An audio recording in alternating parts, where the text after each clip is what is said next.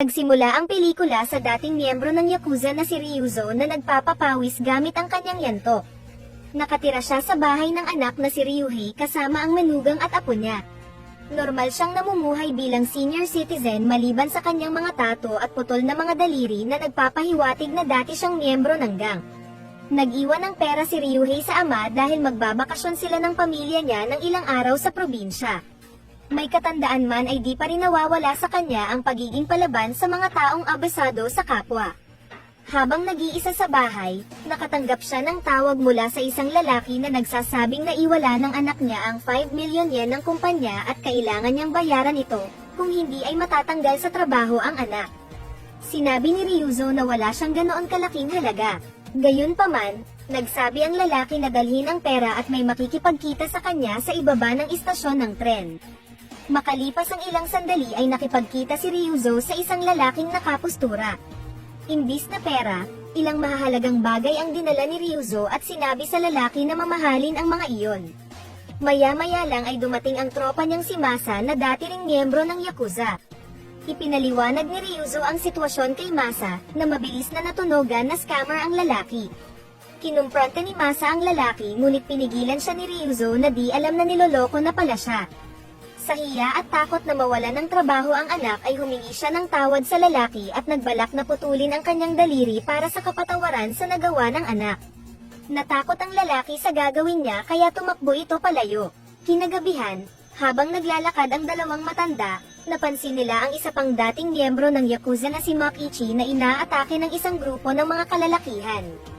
Sinubukan ni Ryuzo na iligtas si Makichi sa pamamagitan ng pagpapakita ng kanyang tato, ngunit sa halip na matakot, nagtawanan ang mga lalaki at nagsabing hindi sila takot sa Yakuza. Bago pa mapalaban ang mga senior, dumating si Murakami na isang veteranong detective at dating kaaway ni Ryuzo kaya napigilan ang posibleng away. Niyaya sila ng pulis sa isang restaurant para magmeryenda at makipagkwentuhan. Nalaman nila na ang gang na nakaharap ng mga matatanda ay ang miyembro ng Keihan United Gang at sa henerasyon ngayon ay hindi natakot sa Yakuza ang mga kabataan.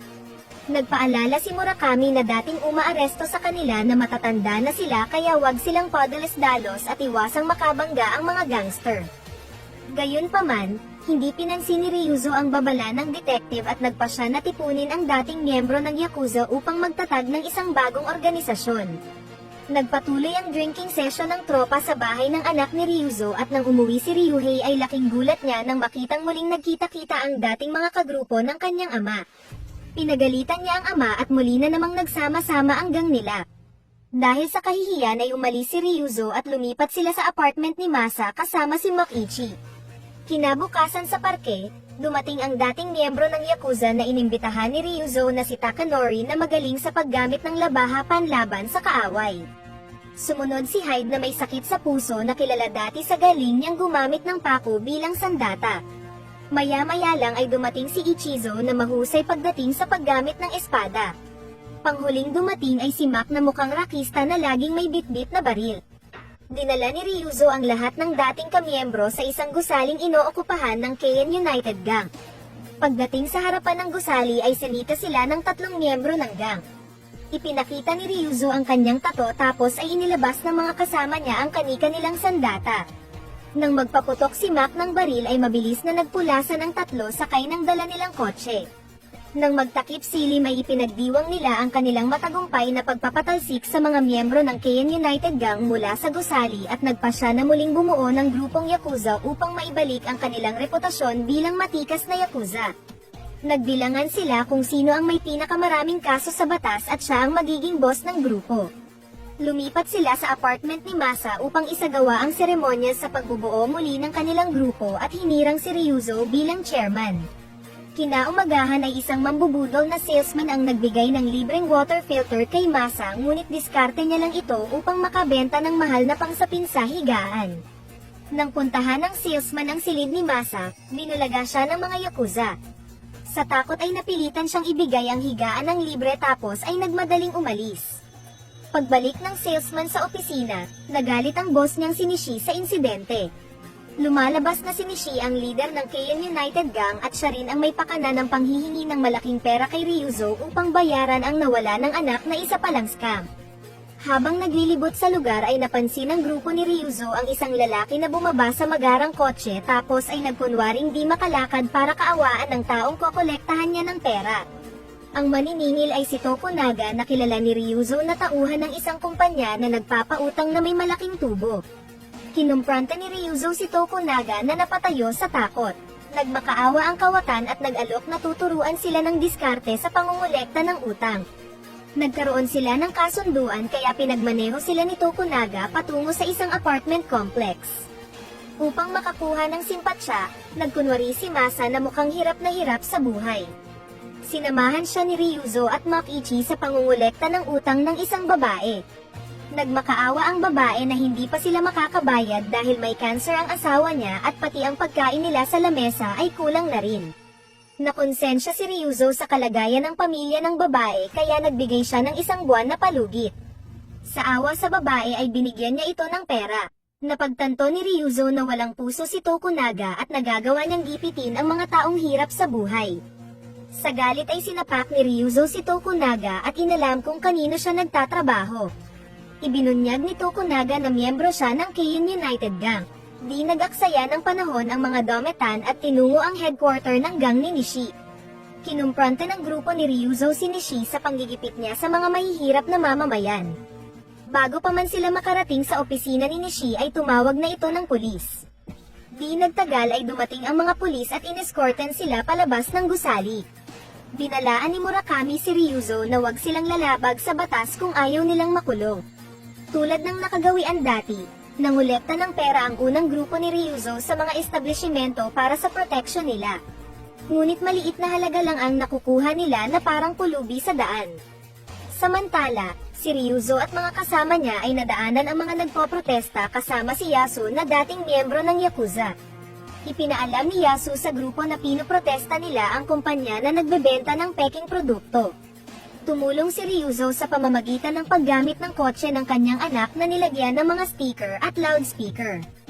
Iyon ang ginamit nila upang may parating ang kanilang demand. Sa una ay hindi pinapansin ng manager ang mga nagpoprotesta ngunit nangamba ito nang makita ang gamit nilang kotse na may loudspeaker. Nagkataon na doon nagtatrabaho si Ryuhei na naatasan ng manager na paalisin ang mga nagpoprotesta. Ayaw mang gawin ay napilitan si Ryuhei na sumunod sa boss. Nagulat si Ryuzo nang malaman na doon nagtatrabaho ang anak niya. Hindi nito napigilan ang mga nagpoprotesta.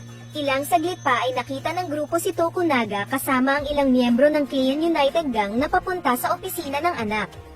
Habang nakikipagtawaran ang manager kay Tokunaga para paalisin ng gang nila ang mga nagpoprotesta, puwersahang pinasok ng ama ni Ryuhei ang opisina dahil ayaw niyang makasalamuhan ng anak ang mga gangster. Nang makapasok siya sa silid ay kinumpronte niya si Tokunaga at sinabihang lumabas. Sa huli ay napunta sa grupo ni Ryuzo ang inalok na pera kapalit ang pag-alis ng kotseng gamit nila na may loudspeaker. Pagbalik sa opisina ng Keion United ay sinabi ni Tokunaga na di natuloy ang transaksyon nila dahil nakialam si Ryuzo. Dahil dito ay nabugbog siya ng boss. Samantala, nag-celebrate ang grupo ni Ryuzo sa pamamagitan ng pagtaya sa karera ng kabayo, pag-inom sa bar katabi ang magagandang chicks at pagpapamasahe. Naubos na ang pasensya ni Nishi sa pangingialam ng grupo ni Ryuzo sa mga transaksyon nila kaya gusto nitong bigyan sila ng leksyon. Inutusan niya ang isang tauhan na kidnapin ang girlfriend niya na nagkataon na anak ni Makichi. Di niya maatim na kidnapin ang girlfriend kaya sinumbong niya kay Makichi ang plano ni Nishi. Sa sobrang galit ni Makichi ay gusto niyang itumba si Nishi. Nagkunwari siyang magde-deliver ng pagkain sa opisina ng Keion United. Nagtago siya sa CR upang abangan si Nishi at doon tambangan. Ilang saglit pa ay napansin niyang ladies CR ang napasukan niya kaya nang papalabas siya ay napasigaw ang isang babae dahilan upang mabugbog siya at mapatay ni Nishi. Nagimbal ang grupo ni Ryuzo sa pagkamatay ni Makichi at nangakong ipaghihiganti ang pagkamatay ng kapatid nilang Yakuza. Plano ni Takanori at Yasu namang hijack ng eroplano at ibangga ito sa gusali ng Keion United. Habang si Ryuzo naman at iba pang kasama ay susugurin ang opisina ng mga gangster. Pakiramdam nila ay huling araw na nila iyon kaya tinawagan nila ang kani-kanilang mahal sa buhay upang sabihin ang kanilang huling habilin. Naging maayos sa umpisa ang plano nila. Nagawang ma-hijack ni Takanori at Yasu ang isang Cessna plane sa isang mekaniko. Gayunpaman, nang mapadaan ang eroplano sa itaas ng US carrier, binantaan silang pababagsakin kaya napilitan silang bumaba. Nang malaman ng grupo sa ibaba na pumalpak ang kasama nila sa eroplano, sinugod nila ang opisina ng KN United. Kapalpakan din ang ginawa nilang pag-atake dahil sa bangkay ni Makichi tumama ang mga bala at pako na ipinukol nila sa sindikato. Pumalpak man sila dahil sa suot na maskara, sapat naman ang ipinakitang kasanayan ni Hyde upang matakot si Nishi at grupo niya.